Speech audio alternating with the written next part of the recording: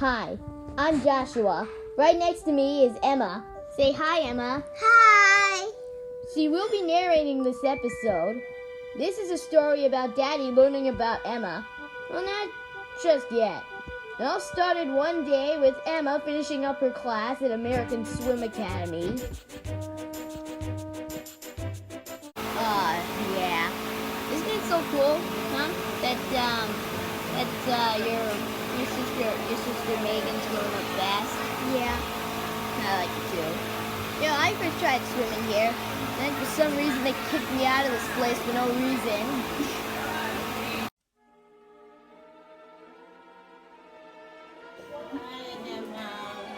Oh my God, what are you doing? Huh? I spilled my drink, Mama. This the crazy drink you threw up the cup of lemonade. Extra, extra! Get your latest lemonade. You're gonna like it on a hot summer day. Yes, I do. Emma, where'd the cup go? Come on! Your daddy know about this, but he's so mad. Spider Pig, does whatever. Oh my God! Alright, Josh. Since it's summer, I got two things to tell you. Well, since it's summer, one, we're gonna go to San Diego. Oh, yeah! But two, I don't know if Emma's coming. Oh, what? Why? Well, this crazy girl lost control of her drink and spilled it everywhere. If she was more careful, it would have never happened. Don't say about that, Emma. Why are you defending Emma? She's just a baby and she has to learn. And I want her to learn now. Son of a gun, dude. You sound just like Edward back when he worked on the Furness Railway, and he once had a very, very, very, very, very negative opinion about industrial engines back then. Well, what made him change his mind? Well, it's quite the story. Would you like to hear it? Okay. Would you? Mm-hmm. Nice. What about you, Emma? All right. And this was the story that I told. Before I go any further, it's important I correct a mistake I made on a previous occasion. When I last talked about my life on the Furness Railway, I made a slip of the tongue when I said most of the engines who worked on the line were non-faceless, when I meant to say faceless.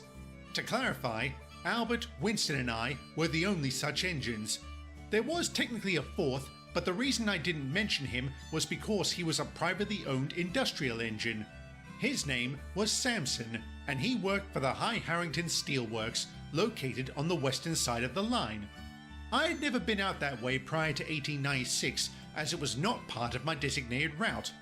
That changed when the engine that usually ran the service broke down, and I was called in as a last-minute replacement. I was just pulling out of the nearby town of Sycamore when I first met Samson, and it was quite the encounter.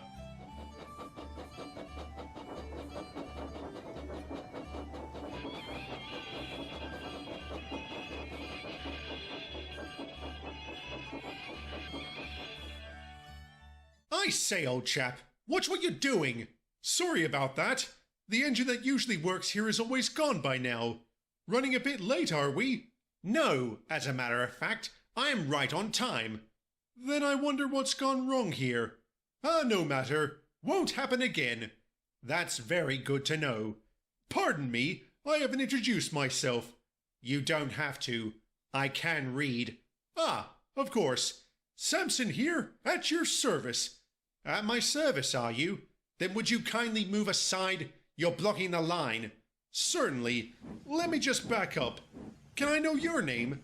Not right now. I have important work to do.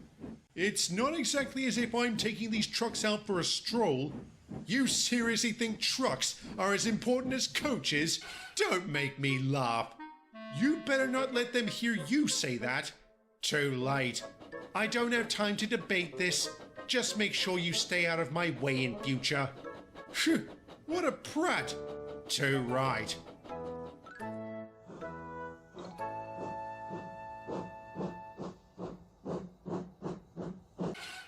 All right there, Edward?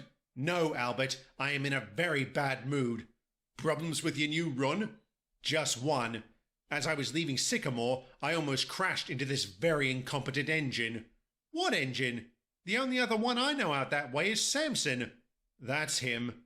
That doesn't sound right. He's always been reliable and takes great pride in his work. Which is where exactly? I've never seen him before. The High Harrington Steel Works. Oh, an industrial engine. That accounts for his carelessness. He's probably the type to get lost easily too. Someone needs to teach him how to be a proper engine, and when to show respect to those who deserve it. I never took you for a snob, Edward.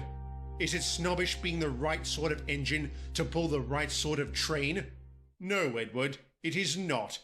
Oh, good evening, Mr. Pettigrew. Good evening, engines.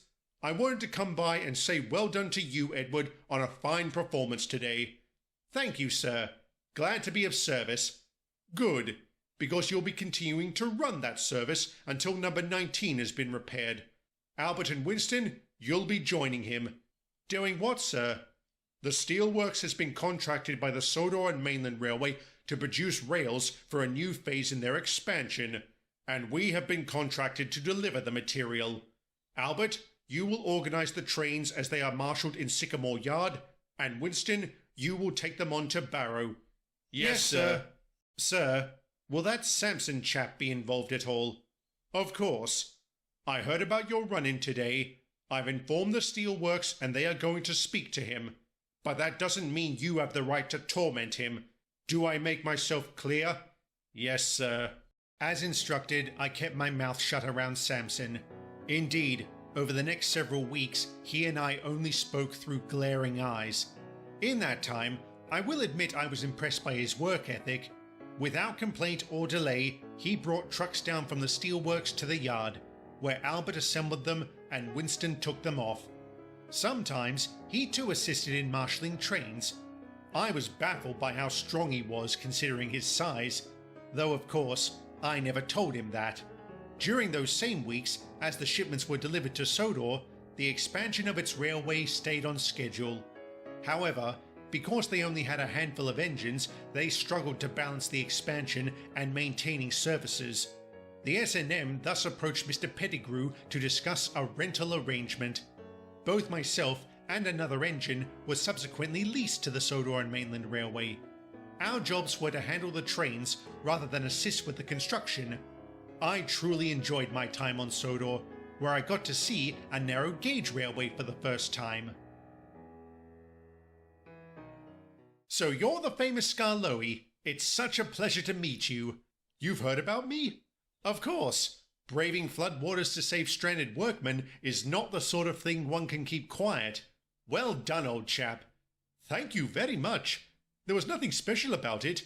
I was just doing my job. Such humility. And to think I was actually apprehensive about meeting you. Why? When I heard your line mostly dealt with ballast trains, I thought you were little more than an industrial railway. But now I see you're anything but. Would it offend you if we were? That doesn't matter. You're a proper railway. You deal with passengers and freight. A proper railway? So my actions up at the mine would be less impressive to you if I had never handled a passenger train? Well, you see, excuse me, but I have to go. A proper engine like you has far more important things to do, I'm sure. Bother. You actually said that. No wonder they kicked you back here. Have some sympathy, Albert. I already feel like a fool. Well, if you need something to take your mind off that, I've got a job for you. You do? What sort of job? I need you to run up to the steelworks and pick up some trucks. What's wrong with Samson? He's been held up making a delivery elsewhere. Did he actually get lost? No matter. I'll do it. Wait, really? You sound surprised.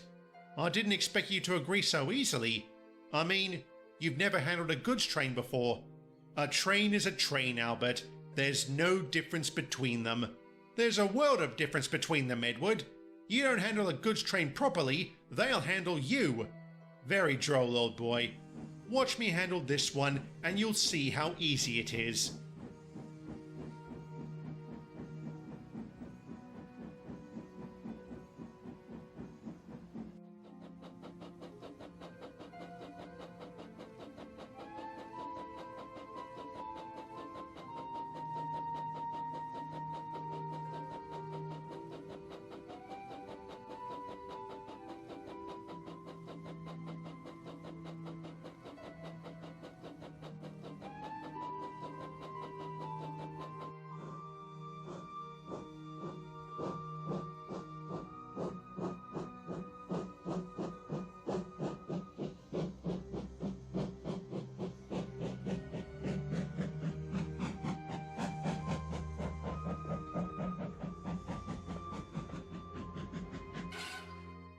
Well, well, look who it is, Mr. Stay Out of My Way. I'm sorry. Do I know you? Oh wait, I just realized I don't care. I was told to pick up a train. It's over there. That's it? Blimey, it's a big one. What's the matter? Can't handle it? Of course I can. Just you watch. Where can I find a turntable? Around the bend. But listen, I'm told you've never pulled a goods train before, so let me give you some pointers. Pointers? From you? I think not. You're just a truck.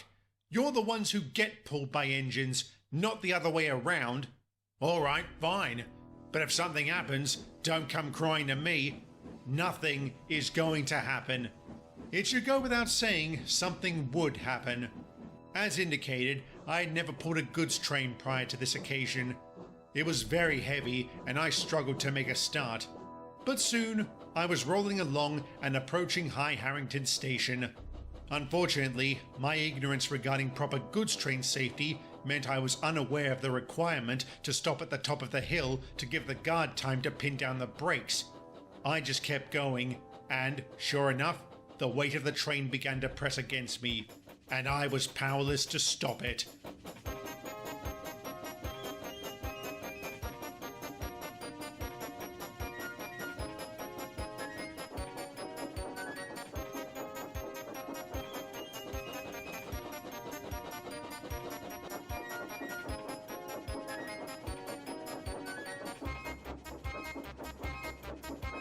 Bust my buffers! Samson, move! Don't worry, Edward. I'll stop you. I said move! Crikey!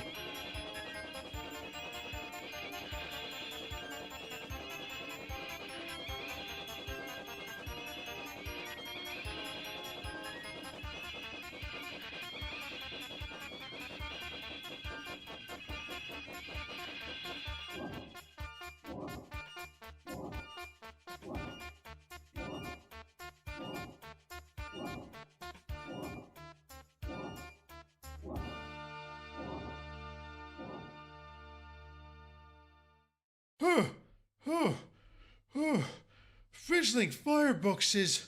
Are you all right, Edward? Yes. I'm fine. My word. Thank you, Samson. Thank you so very much. No worries. Like I said, at your service. Word of my little runaway got back to Mr. Pettigrew, and he rightly gave me a tongue lashing.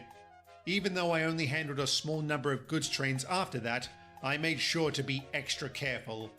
Samson and I also became friends.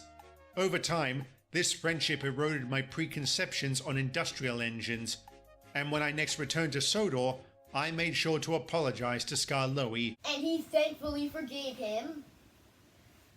Wow, good story. Yay! Yeah, good story, buddy. Yeah. But I failed to see the point. What the, I would say, I just told you what the, how it, what the point is, don't write off an engine or a person just because you're too narrow-minded to see their purpose. That still has nothing to do with it. I'm out of here. And I used to think Gordon was a pompous prat. Oh, for goodness sake. Shake a wheel, Thomas. The passengers are becoming irate. Jeez, be patient, will ya? What was that? Nothing. Yeah, you If give him don't that say it co- to my yeah, face, you give him Thomas, that don't comment. say it at all. You know he's doing Man, you he's a a favor, twit. right? Hardly. I wish a day would come where he would understand Emma. I mean, even though she's kind of annoying. In hindsight, I was right. In my head. It would be another couple of episodes, but the day would come when Daddy started to respect Emma. But unfortunately, the episode in which that would come was far from pleasant.